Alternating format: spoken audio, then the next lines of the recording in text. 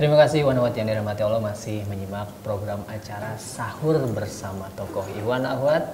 Ya, kita masih berbincang dengan Ustadz Erik Yusuf atau Kang Erik ya. Tadi mungkin bagi Iwan Ahwat yang baru menyalakan pesawat radionya sambil memasak atau sudah santap sahur Iwan Ahwat. Tadi kita sedikit mendengarkan latar belakang Kang Erik, bagaimana dakwah kreatif Kang Erik juga. Nah, kita akan lanjutkan bincang-bincang dengan Kang Erik ya. Alhamdulillah masih diberikan waktu nih sama Kang Erik. Kita manfaatkan ngobrol-ngobrolnya. Nah, Kang Erik, ya. Di bulan Ramadan nih, bulan Ramadan ini biasanya ada kegiatan-kegiatan spesial nggak yang Kang Erik laksanakan gitu, yang itu kegiatan-kegiatan yang berbeda di bulan-bulan sebelumnya gitu. Ya. Selain dalam hal ibadah gitu. Ya. Ya, nggak ada yang spesial sebetulnya. Artinya spesial karena bulan Ramadan seperti yang dilakukan banyak orang di bulan Ramadan juga. Jadi artinya kalau di bulan Ramadan tentu saya itu sangat jarang sekali di rumah. Jadi memang dari mulai sahur itu dari sebelumnya ya, saya udah standby itu biasanya jam 1 pagi itu sudah standby, jam 2 itu standby sampai sahur live, kemudian pagi-paginya dari mulai duhanya, zuhurnya, asarnya, jadi padat sekali. Justru lebih padat di bulan Ramadan ya? Oh, sangat. Alhamdulillah. Jadi memang saya meminta sama teman-teman yang mengatur jadwal bahwa di bulan Ramadan kalau bisa penuhin sampai nanti kemudian ketika di 10 hari terakhir itu masih penuh, tetapi berpindah kepadatannya jadi di masjid karena saya ingin ada itikaf, ada macam-macam. Nah, jadi intinya yang menariknya adalah saya itu selalu mencari bagaimana waktu ketemu sama anak-anak. Jadi ketika dengan keluarga. Jadi ketika bulan Ramadan, istri sama anak-anak saya itu akan menunggu saya di titik-titik tertentu gitu. Jadi ketika saya ada buka bersama di mana gitu, saya ini ketemu di sini, nanti kemudian ada tarawih di mana, ketemu di sana. Atau misalnya kadang saya ada di sahur di mana, ketemu di studio misalnya. Nah, jadi itu yang mungkin berbeda ya di bulan sebelumnya, atau kalau bulan Ramadan justru semua makan sahur sama-sama dan lain-lain. Justru saya sulit sekali untuk mencari makan sahur sama-sama keluarga gitu, buka bersama keluarga itu sulit sekali. Itu betul-betul langka sekali. Makanya kita bertemunya manfaatnya di titik-titik tertentu gitu. Jadi Ini keluarga udah memaklumi ya, memahami ya. Ya sudah sekitar lebih dari berapa tahun ya, terutama sudah masuk ke dalam kepadatan yang full itu 5 tahun terakhir itu ya sulit lah. Anak-anak pernah komplain nggak dengan super sibuknya?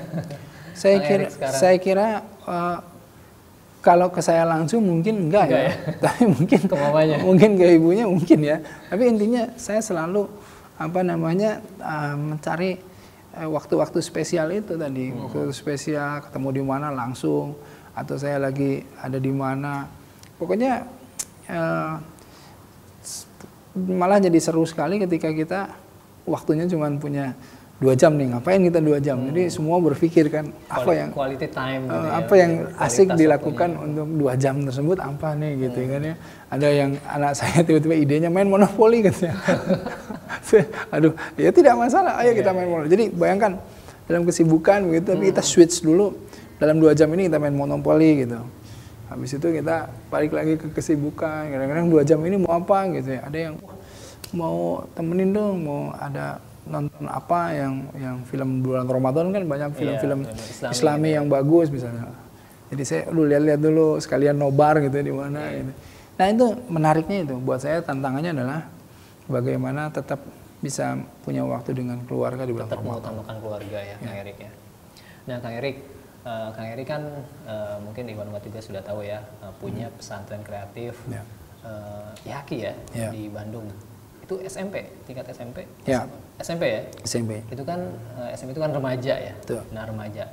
Nah, Kang Erik sendiri mungkin bisa berbagi mungkin dengan Iwan Ahwat di rumah, bagaimana sih tip dan trik mendidik akhlak dan Islam, menerapkan akhlak dan Islam kepada remaja itu seperti apa sih Kang Erik?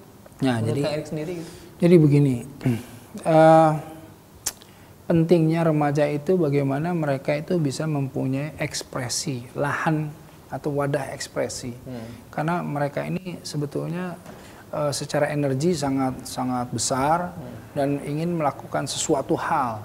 Kalau energi ini tidak kita arahkan ke sesuatu yang positif, otomatis energi ini akan lari ke yang negatif, itu aja. Nah, makanya bagaimana kita menampung ini. Jadi untuk mendorong remaja ini nggak terlalu sulit karena memang gairahnya sudah tinggi untuk melakukan sesuatu gitu.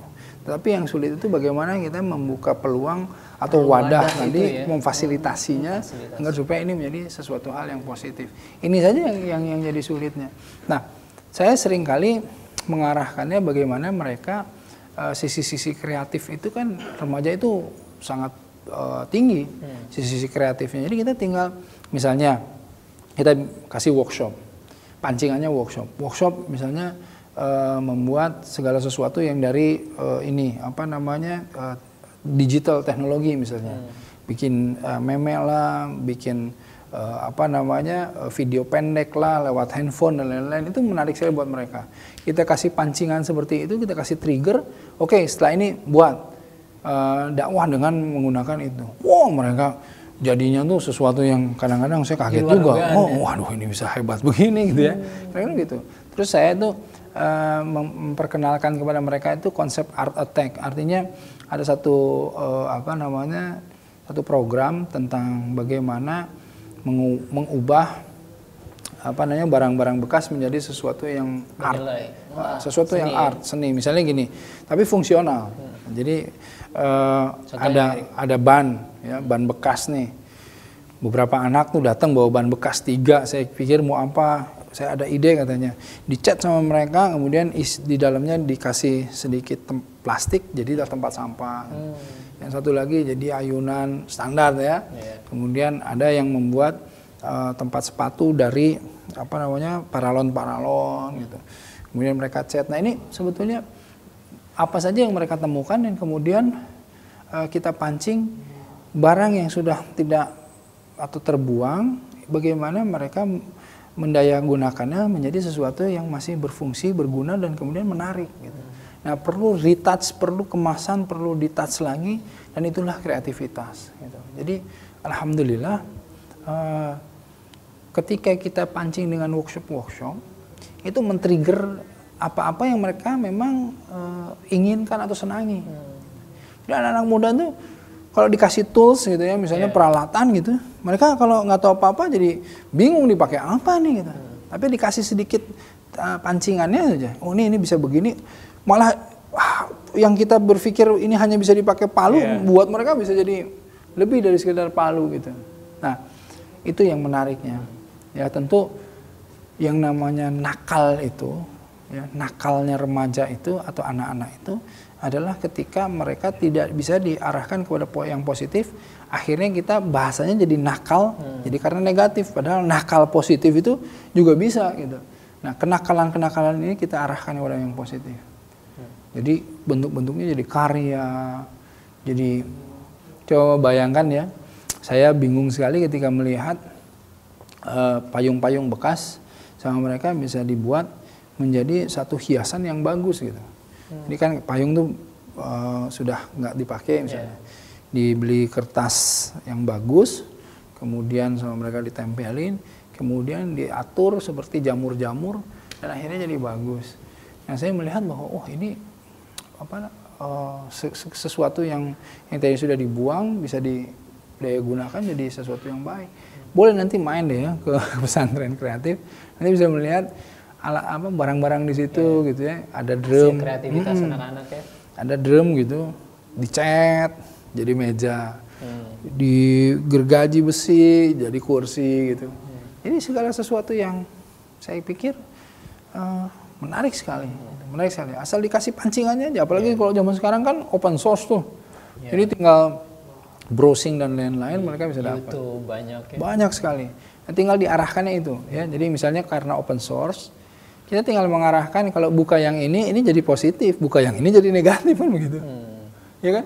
Ya kayak YouTube gitu. Iya. Kayak pisau aja. Pisau itu bisa jadi positif atau bisa jadi negatif begitu. Perlu arahan kita. Perlu arahan sedikit lah. Nah, Kang Erik, tadi kan remaja gitu, pemuda perlu wadah ya untuk kreativitas. Kalau tidak ada wadahnya, tadi kan mengarah ke nakal yang negatif gitu ya. Ya akhir-akhir ini juga kita mendengar mungkin ya, dan Iwan Ahwat di rumah juga mungkin mendapatkan di medsos masih banyak tawuran-tawuran remaja, SMP, SMA gitu Kang Erik. Nah, menurut Kang Erik, titik kesalahannya itu kira-kira di mana nih Kang Erik yang perlu masyarakat kita perbaiki gitu? Selain tadi menyediakan wadah untuk kreativitas mereka. Jadi gini, kalau saya, ini menurut saya ya, kalau kita melihat kesalahan atau kekurangan ya pasti banyak. Jadi artinya kenapa sih budaya kekerasan itu muncul? Ya ini kan sebetulnya sudah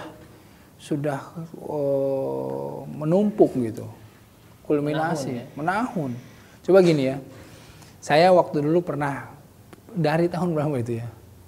Ya 90 sekian saya bicara gini. Kenapa kalau yang namanya seks, ini dulu ya, pornografi, seks, semua orang berhati-hati, ya kan? Oh hati-hati nih, hati-hati. Alhamdulillah tuh. Tabu gitu. Tabu kan dulu. Tapi yang namanya kekerasan enggak. Padahal kekerasan itu efeknya sama. Mereka akhirnya menjadi permisif terhadap yang namanya kekerasan. Nah, ini mengerikan sebetulnya. Tom and Jerry itu salah satunya mengerikan. Ini mohon maaf ya, saya langsung ngomong aja begini nih. Hati-hati. Ketika tiba-tiba ini dipecahin, dipukul segala macam, itu membuat permisif. Anak itu permisif. Budaya kekerasan itu muncul. Belum lagi yang lain. Kalau kita lihat kayak, ini saya langsung sebut-sebut aja, Bart Simpson lah ya, terus kemudian itu ada beberapa hal yang kemudian ngeri, yang sampai akhirnya ada film kartun yang mengerikan sekali, saya tuh lupa namanya tuh, itu ngeri sekali. Games juga sama. Games itu kelihatannya asik, tetapi tiba-tiba ketika ada games yang pakai pedang mengeluarkan darah, tiba-tiba ada pakai kampak yang kemudian langsung fight langsung, kemudian diperlihatkanlah percikan darahnya dan lain-lain, bunuh membunuh dan yang ngeri apa? Pertama dia ngeri, lama-lama menikmati dan lama-lama akhirnya kok perilakunya jadi mana dicari-cari sampai akhirnya. Nah itu di game saja sudah begitu. Anak-anak ini akhirnya dia tidak bisa membedakan mana yang games, mana yang reality. Paling ngeri itu ketika dari perilaku games yang seperti itu dan akhirnya mereka mencobanya ke binatang itu. Awal-awal begitu. Mencobanya ke binatang. Lama-lama mereka nyobanya akhirnya ke orang. Akhirnya ada alasan dengan tawuran. Dengan tawuran akhirnya bunuh-bunuhan. Itu ngeri. Itu kan menahun itu. Ya jadi sesuatu yang berulang-ulang, the power of repetition itu berulang-ulang terus masuk ke subconsciousness, ke dalam alam bawah sadarnya, akhirnya ya membentuk perilaku. Yang ngeri kan jadi akhlak gitu. Nah ini saya sebetulnya kalau kita mau ngomong panjang lebarnya banyak sekali hal-hal yang membuat kita permisif terhadap kekerasan. Sekarang apalagi dengan namanya industri pornografi, kekerasannya ditolerir. Permisif, pornografinya juga ditolerir sampai akhirnya yang namanya pornografi dan kekerasan ya jadi biasa. Ini kan sesuatu yang sudah melampaui batas. Jadi saya itu selalu melihat bahwa kalau anak-anak muda itu kita harus ingat bikin rambu-rambunya. Rambu-rambunya harus jelas. Yang namanya syar'i ini kan jalan, iya nggak? Jalan besar itu syar'i itu. Nah jalan kecil tarik gitu. Jadi ini syar'inya harus dijelasin sama mereka. Ke kanan sedikit nggak apa-apa, asal jangan melampaui batas. Ke kiri sedikit nggak apa-apa, asal jangan melampaui batas. Ini aja. Kalau ini bisa kita mainkan, ruang ini tuh cukup besar. Ruangnya cukup besar, enak. Mereka masih bisa berekspresi dalam batasan syar'i gitu. Jadi jangan kemudian syariat ini diperkecil, yang kemudian mereka akhirnya ingin loncat keluar melampaui batas. Nah, ini cukup, kalau kita lihat ruangnya cukup besar. Ada kesannya syariat ini mengekang kita. Akhirnya mengekang. Akhirnya kalau kita diituin mengekang, misalnya gini. Misalnya nih. Lagi demen atau gandrung masalah Instagram. Yeah. Tiba-tiba Instagram diharamkan, itu akhirnya loncat mereka. Udah nggak peduli lagi haram sama halalnya buat mereka. Padahal jangan misalnya kita haramkan dulu, jangan sesuatu itu. Karena kita lihat usulnya dulu kan gitu. Kalau kita lihat, oh ternyata ini bisa kita antisipasi, kasih batasan-batasan syariatnya. Jaga syar'inya sebelah kanan sebelah kiri, tak nih kamu bermain di sini boleh. Gitu. Nah kalau enggak ya jangan gitu. Atau misalnya selfie. Selfie kemudian dilarang, akhirnya kan mereka menyengajakan diri gitu. Nah, hal-hal yang seperti ini bagaimana kita pintar-pintar menggunakan bahasa remaja untuk meraih hati mereka. Menaklukkan itu tidak dengan kekerasan tentu. Orang ditaklukkan dengan kekerasan adalah orang-orang yang kemudian takut, tetapi di dalam hatinya dia berontak. Menaklukkan itu kita lihat bagaimana Rasulullah SAW Fatu Makkah, bagaimana menaklukkan hati. Ketika agama ini menaklukkan hati, semua akan ikut dengan senang hati. Gitu. Nah, kita untuk menaklukkan hati, raih hati anak-anak itu. Makanya ini ada satu kejadian nih, saya mau sharing ini. Saya pernah datang ke salah satu sekolah tuh ya. Salah satu sekolah, saya datang, saya diundang untuk tausiah. Ini ada panggung nih. Ini lapangan, dan mereka tuh berjarak lapangan, mereka tuh di sana kumpul jauh sekali di tempat yang itu jauh, gitu? Jauh sekali panggungnya. Saya bilang, ayo maju di sini, mereka nggak mau. Saya pikir ini kenapa nggak mau gitu ya? Mungkin kita merasa memang berjarak. Akhirnya saya bilang gini, oke, siapa yang bisa main gitar di sini? Saya bilang gitu. Siapa yang punya gitar? Saya bilang gitu. Oh mereka malu-malu, akhirnya ada tuh satu. Saya, main sini saya pinjam gitarnya, Siapa yang bisa nge-rap? Saya bilang gitu. Ayo sini, 3 orang yang bisa nge-rap saya kasih hadiah. Kemudian saya mainkan gitarnya. Ketika saya mainkan gitarnya, mulai tuh ada yang berani kan. Nge-rap 1, 2, akhirnya mereka pada maju. Mendekat semuanya, seru-seruan. Ya kita habiskan waktu sekitar setengah jam lebih untuk seru-seruan seperti itu, untuk santai. Baru kemudian kita ngobrol. Nah, saya kira ya cara-cara seperti itu bisa kita lakukan. Karenanya mungkin ada bahasa yang kita tidak paham atau belum paham. Bagaimana bahasa untuk meraih mereka gitu. Nah, makanya kenapa dai harus dari kaumnya itu seperti itu. Jadi kita harus memang belajar untuk masuk ke dalam satu kaum, bagaimana cara bahasanya, bagaimana berkomunikasinya, bagaimana meraih hatinya, kira-kira gitu. Saya jadi teringat Wali Songo, Kang Erik. Ya. Apakah dakwah perjuangan Wali Songo itu juga menginspirasi dakwah Kang? Sangat. Saya bahkan juga membaca beberapa bukunya ya. Jadi artinya gini, ada hal yang sangat menarik di sejarah perkembangan dakwah di Indonesia ini. Nah, yang menariknya adalah salah satunya kenapa kemudian dakwah dilakukan di Indonesia ini kan migrasinya besar-besaran nih. Migrasi di Indonesia ini masuk ke dalam keislaman itu besar-besaran. Bukan hanya memang para dai-nya para sultan saja, tetapi bagaimana cara mereka berdakwahnya ternyata. Mereka berdakwah itu berasimilasi dengan budaya. Nah, ini yang sangat menarik. Gini ya, zaman dulu tuh kan zaman Hindu-Buddha. Ya. Kemudian kalau kita kan ada Idul Adha, ya kan? Kalau Idul Adha motong apa? Motong kerbau, sapi, ya kan? Motong kambing. Sapi kalau buat orang Hindu-Buddha nggak boleh. Jadi dewa, benar nggak? Yeah. Kalau dipotong perang nggak kira-kira? Iya. Perang lah. Pada saat itu apa yang dilakukan para wali? Nggak motong sapi jadinya, gitu loh. Mereka motong kerbau. Mereka cari kerbau yang kemudian salah satunya yang mirip gitu ya. Jadi adalah yang putih gitu ya. ada kebo bule dan lain-lain lah. Tapi intinya adalah bagaimana pendekatan-pendekatan itu dan bagaimana masuk berdakwah lewat wayang misalnya. Wayang semua nilai-nilainya nilai-nilai Hindu, Buddha gitu kan, nilai-nilai pewayangan, masuklah nilai-nilai Islam. Masuklah tiba-tiba kenapa ada sirah nabawiyah di dalam wayang, bingung kan gitu. Nah, itu kreativitas. Bagaimana lir-ilir diciptakan, Sunan Kalijaga, Tombo Ati salah satunya, ya kan?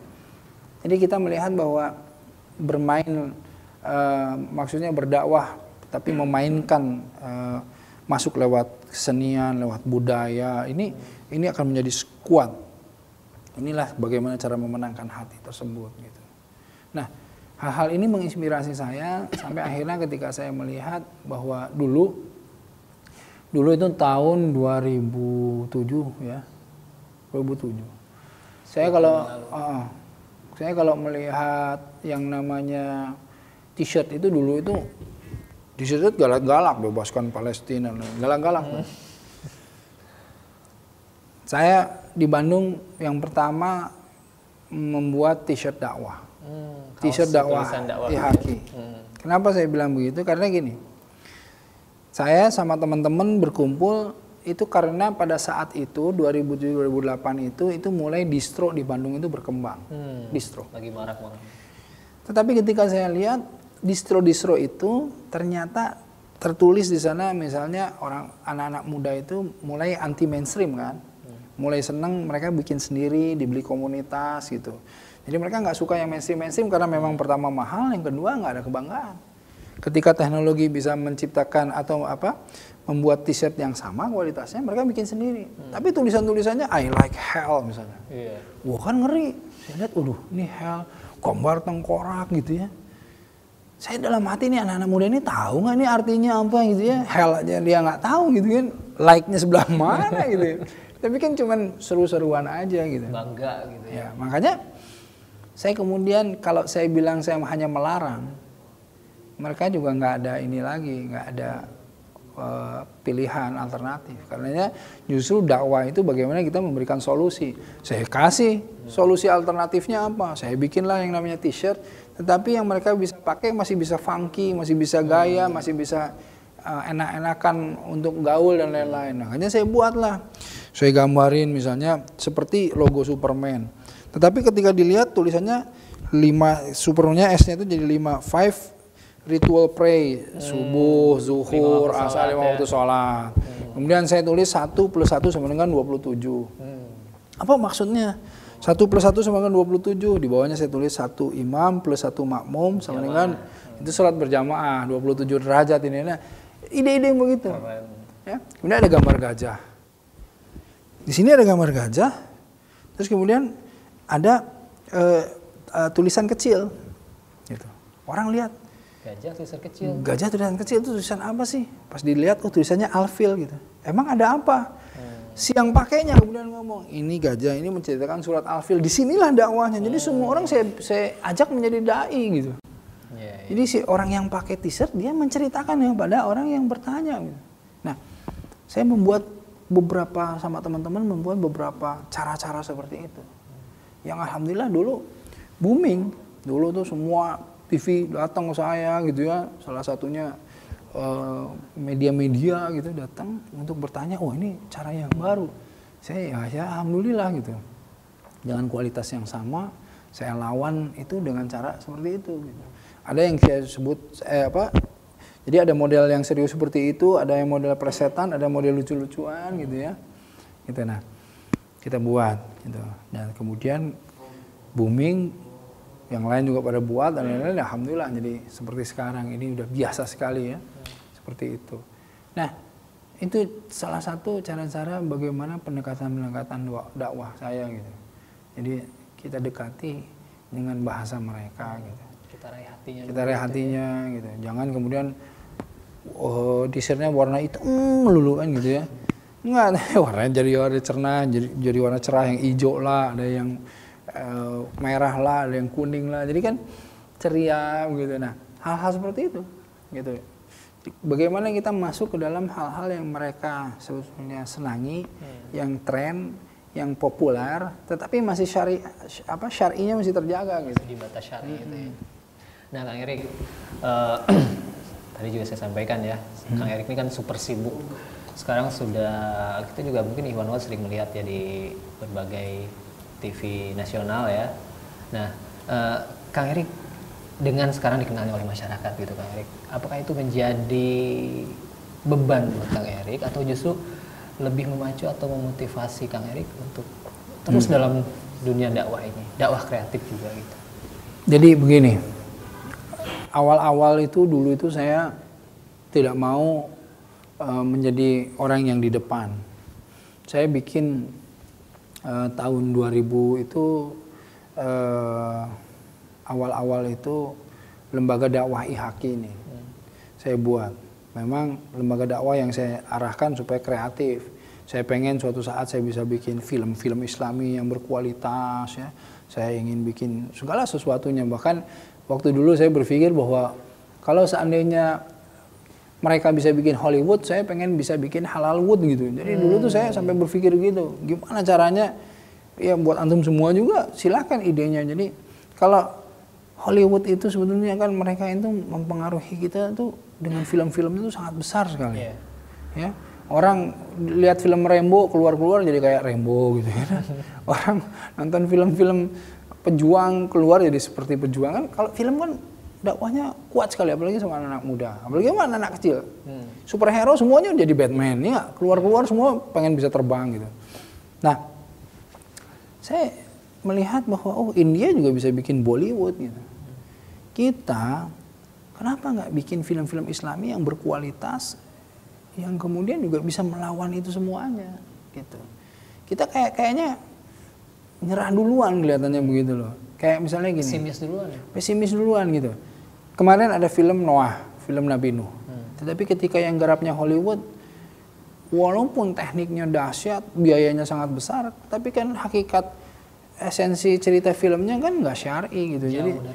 Jauh dari Islam, jadi nggak apa namanya, wah repot lah gitu ya. Kita nggak bisa menolaknya, malah kalau disebut Israiliyat ceritanya gitu dan lain-lain. Nah artinya kalau kita punya budget yang sama, kita punya SDM yang sama, kita bikin kisah The Brave of Ibrahim gitu. Coba bayangkan, waduh kita juga bisa keren gitu. Nah saya kepikirannya kita bikin Halalwood nih. Ayo semua kan para animator udah banyak, para pembuat film banyak, orang-orang kaya di Indonesia banyak sebetulnya gitu. Nah tinggal bagaimana kita menyatukan visinya dengan mereka semuanya. Nah itu yang saya pikirkan. Jadi artinya dari dulu tuh saya inginnya tuh apa namanya, kita membuat sesuatu itu yang tetap ngetren, tetap populer gitu, ya, yang disenangi sama mereka, dan kita giring sedikit-sedikit mereka gitu. Kita giring sedikit-sedikit orang-orang yang berjarak dengan kita, berjarak dengan agama, orang-orang yang tadinya salah paham melihat kita, itu akhirnya mereka mendapatkan penerangan gitu. Nah saya inginnya justru ke sana. Karena banyak orang-orang yang hanya belum paham saja melihat kita itu. Wah belum paham. Jadi mereka takutnya kalau wah yang namanya Islam banyak aturan lah. Membelenggunya yang inilah sedikit-sedikit dimarahin lah sedikit. Nah, itu yang begitu. Resisten nanti kalau resisten gitu. Akhirnya begitu.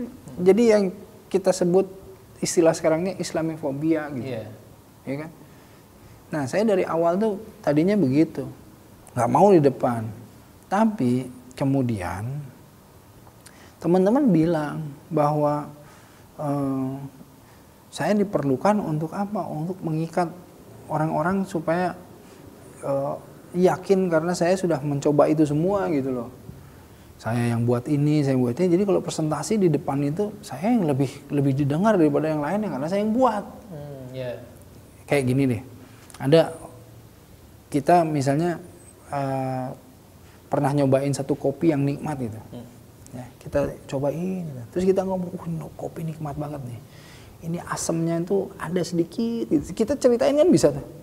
Tapi kalau orang yang belum minum kopinya, Dia ngomong, dia susah dia ngomong ceritanya. Ini kopi bagus nih. Bagusnya sebelah mana? Pokoknya bagus aja kan gitu. Kan repot gitu. Mentah. Nah, jadi ketika saya yang buat t-shirt, saya yang buat ini, jadi saya yang menjelaskan seperti apa gitu.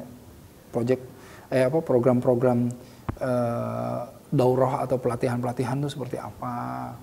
Bagaimana kemudian kita membuat berdakwah dengan hal-hal yang populer seperti apa. Jadi kira-kira seperti itu. Akhirnya mau nggak mau saya ada di depan. Nah ketika sudah ada di depan memang seringkali begitu ya. Mungkin pemirsa semua juga merasa bahwa kalau dikenal orang tuh enak gitu ya.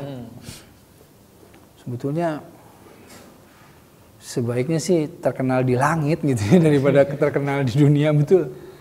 Terkenal di langit itu artinya kan para malaikat yang sudah langsung membicarakan kita, kemudian langsung kita juga mendapatkan berkah langsung, pahala langsung. Tapi kalau terkenal di langit, ujiannya semakin lama semakin banyak. Terkenal di dunia, semakin lama ujiannya semakin banyak. Pertama, boleh jadi kita merasa lebih dari yang lain. Ini udah ngeri. Kesombongan sedikit aja kesombongan ini udah ngeri. Karena godaan-godaannya. Godaannya kan ya begitu. Kita bicara kemudian orang 1-2 mengiyahkan, 100-200 orang mengiyahkan, dia pikir dia yang benar, padahal enggak. Padahal yang benar itu kan Allah dan Rasulnya. Kan kita kan menyampaikan itu Al-Quran, ayat-ayat Allah. Jadi kebenaran al-haqqnya itu yang kita sampaikan. Kitanya kan bukan siapa-siapa, kita hanya menyampaikan. Dan itu sebetulnya yang berbahaya kalau kita salah pemahamannya. Jadi seakan-akan yang hebat yang ngomongnya, padahal bukan. Yang kita bicarakan itu, yang kita sampaikan kebenarannya ini yang datang dari Allah. Yang hebat Allahnya gitu. Kita sih menyampaikannya. Jadi gini ya, pemirsa gini, para da'i itu, doat itu ya, da'iyah itu boleh jadi dia ilmunya sedikit, boleh jadi, tapi dia punya semangat yang besar untuk menegakkan al-haqqa itu. Dia ini penyampai, dia yang menyampaikan, dia yang mengajak. Boleh jadi dia ngajak untuk mendatangkan orang yang diajaknya kepada ulama, pada alim ulama yang sebenarnya gitu, para ustadz ya, para kiai gitu. Boleh jadi dai-dai ini seperti saya ini semangatnya semangat ngajak doang gitu.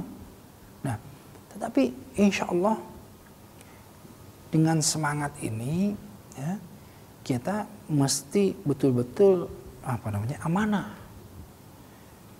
Jangan kita ngajak seseorang yang kemudian orang itu diajak, orang ini jadi benar, kitanya malah ngabur kan gitu. Orang yang ngajaknya nggak nyontohin. Jangan seperti itu, karena nggak bisa. Konsep alladzina amanu wa amilus shalihat tawassaw bil haqq wa tawassaw bis sabr ini kan jelas sekali bahwa kalau kita mau konsep benar itu kitanya dulu yang yakin, kitanya yang beriman, yang kuat fondasi keimanannya, mengimplementasikannya kepada amal-amal soleh kita sendiri, baru muncul yang namanya tawassaw bil haqq. Baru muncul saling ngingatin kepada yang hak. Kemudian muncul yang namanya kesabaran. Kalau ini nggak ada, sulit. Bagaimana saya bilang bahwa ayo kamu sholat, loh bapak nggak sholat ya jangan kayak bapak, kan susah, betul nggak? Nggak bisa seperti itu konsepnya. Nah, hal-hal seperti ini, jadi artinya tentu amanah menjadi berat kalau misalnya kita tidak fokus. Tapi kalau kita fokus, kita ingat terus bahwa sebetulnya ini ladang amal terbuka ini salah satu kesempatan yang Allah berikan, ya insya Allah kita akan selalu menjaga itu. Jangan sampai kita melampaui batas tadi, jangan sampai kita merasa lebih benar dari yang lain, jangan sampai kita merasa lebih pintar dari yang lain. Hal ini kan gangguan-gangguan semua gitu. Kang Erik semakin ini dong meminta perlindungan dari Allah gitu untuk dijaga gitu ya. Jangan. Otomatis dari Allah mah ya. Otomatis ya Allah gitu ya, jagain. Tapi saya nggak cuma minta dari Allah, dari semua. Saya sering ke jamaah nih, doain ya biar istiqomah gitu. Doain nih semua juga yang nonton biar istiqomah gitu. Saya bilang sama istri, saya bilang sama semua, jangan sampai kemudian kita itu jadi ada bibit kesombongan gitu. Ini masalah besar itu. Masalah besar. Masalah besar itu masalah yang berat dan besar bagi popularitas itu nggak ada lagi sombong. Apa lagi coba? Yang ini jadi satu ujian yang memang harus dilewati oleh para dai ini gitu. Makanya tadi saya bilang bagaimana mereka harus ingat terus Uwais Al-Qarni, bagaimana orang-orang yang populer di langit gitu, orang-orang yang menghindari popularitas di dunia karena dia mencari popularitas yang hakikinya yang di langit, yang mereka cari itu keriduan Allah gitu. Nah itu yang mereka cari gitu. Nah ini permasalahan-permasalahan yang muncul, walaupun memang kalau kita benar pakai popularitas kita itu untuk dakwah yang benar gitu, ini efektif sekali, sangat efektif. Manfaatkan ladang amal ini iya. sebaik mungkin. Sebaik mungkin. Kayak ini TV ini nih. Ini TV ini kan sebetulnya memanfaatkan teknologi. Tanpa teknologi ini, waduh. Dulu itu saya itu kalau dakwah itu, zaman dulu itu saya sampai ke pemetik teh, ya, sampai ke gunung-gunung itu saya tanya deh. Saya ada teman-teman ya dulu yang suka jalan sama saya udah sampai seru itu gitu ya dulu. Iya jadi saya itu kadang-kadang diajak ke kebun teh gitu untuk berdakwah di para pemetik teh gitu dengan cara yang lain gitu. Saya bawa sound system, saya bawa. Jadi mereka juga, saya senang sekali ya, senangnya begini. Bagaimana ketulusan itu terjadi itu gini. Saya datang ke sana, ada tausiah. Saya tidak mengharapkan apa-apa gitu. Mereka senang mau dengerin gitu. Pas pulang tiba-tiba ada yang bikin kue. Pak Ustadz ini kue, tolong dibawa, tolong itu. Aduh ini senang sekali gitu ya. Dipaksa suruh bawa. Padahal kita kadang-kadang dikasih yang hasil bumi. Kadang-kadang saya pernah dikasih kerupuk. Besar sekali. Saya bilang gimana bawanya? Ya kerupuk ya namanya kerupuk itu kan ya. Saya bilang ini gimana bawanya? Saya alhamdulillah nih syukron, tapi gimana nih bawanya? Udah pokoknya gimana aja caranya. Waduh, kita di dalam mobil tuh kerupuk semua gitu. Iya sampai kerupuk semua, yang bawanya susah lah, orang kita perginya juga banyak kan ya nggak? Dalam mobil. Wah, nah hal-hal sebetulnya lucu. Ada yang kita dikasih ikan kalau bawa kan dikasih airnya, dikasih gasnya kan. Jadi kita di mobil tuh gini, kotak-kotak gitu bawa ikan. Aduh. Jamaah nggak tahu tuh, yang ngasih nggak tahu tuh kita.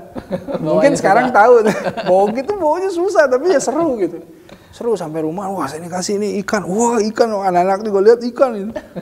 Banyak ikan di dalam. Nah jadi dulu begitu, ke ujung-ujung kemana gitu.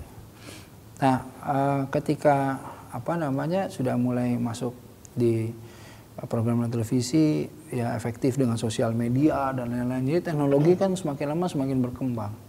Akhirnya dakwah juga menggapai di mana di situ ada sinyal, di situ ada dakwah, kan akhirnya begitu. Yeah. Nah makanya ini ya TV ini salah satunya, bagaimana memanfaatkan ini dengan semaksimal mungkin dan kita buat jadi nilai ibadah. Tapi bisa juga kan TV ini kita bikin jadi program macam-macam gitu kan. Ya sama tuh gitu. Jadi gimana caranya kepopuleran, bagaimana caranya fasilitas yang Allah udah berikan kepada kita ini kita maksimalkan ya untuk cari ridhonya Allah. Itu memang contohnya bersyukur memang begitu itu. Kang Erik, ya. Sebenarnya saya masih pengen bincang-bincang nih Wanawat ya. Masya Allah menarik sekali berbincang kita dengan Kang Erik. Tapi Kang Erik juga masih banyak kegiatan nih di hari ini. Jadi kita insya Allah nanti akan lanjut lagi bincang-bincangnya Kang Erik. Baik. Mungkin terakhir Kang Erik, pesan buat Ikhwanawat di bulan Ramadan ini singkat saja Kang Erik. Baik, pesannya pertama bukan dengan manis-manis, standar banget ya. Atau pesan es jeruk gitu, lain ya. Gini. Yang saya ingin ingatkan bahwa kita tuh yang paling penting itu cari ridho Allah. Ya, cari ridho Allah. Kalau orang-orang yang cari ridho Allah, itu orang-orang yang mukhlisin lahuddin. Orang-orang yang memurnikan agama, orang-orang yang memurnikan din, dana yadinu itu ketaatan dalam menjalankan perintah Allah. Jadi mukhlisin lahuddin adalah orang-orang yang memurnikan ketaatannya dalam menjalankan perintah Allah. Nah, untuk mencari ridho Allah tuh yaitu mukhlisin lahuddin. Nah, jadi coba lihat halal dan haram itu untuk kita itu sesungguhnya seharusnya yang haram udah kita tinggalin jauh di belakang. Buat kita semua ini yang jadi masalah tuh yang halal yang mana yang Allah lebih ridho gitu loh. Coba yang halal yang mana yang Allah lebih ridho. Nah kalau udah begini barometernya, coba kita lihat. Bangun seperti apa sih Allah ridho? Sudahkah kita bangun seperti yang Allah inginkan? Ngomong seperti apa sih yang Allah ridho? Sudahkah kita ngomong seperti yang Allah inginkan? Ya nggak? Pakai baju seperti apa sih kita ini? Sudahkah pakai baju seperti yang Allah ridho? Makannya sudah belum makan seperti apa yang Allah ridho? Gitu. Nah kalau kita berpikir begini, ya Allah, gimana ya bangun-bangun saya Allah ridho nggak? Kerjaan saya Allah ridho nggak? Saya memperlakukan istri seperti ini Allah ridho nggak? Memperlakukan suami seperti ini Allah ridho nggak? Anak-anak, gimana saya membesarkan anak Allah ridho nggak? Kalau semuanya sampai nyetir, gimana nyetir Allah yang Allah ridho? Bagaimana bersosialisasi yang Allah ridho? Bagaimana membaca yang Allah ridho? Bagaimana punya handphone yang Allah ridho?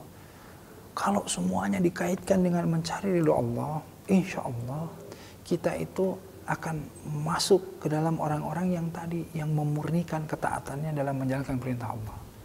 Nah, bulan Ramadan ini salah satunya adalah bulan yang melatih kita agar supaya kita melakukan hal-hal yang hanya Allah ridho saja, gitu. Ya, jadi ambil ibrah, ambil pelajaran, ambil daurah pelatihan-pelatihan di bulan Ramadan ini agar supaya insya Allah di luar bulan Ramadan kita masuk ke dalam orang-orang yang terjaga di dalam melaksanakan kesehariannya.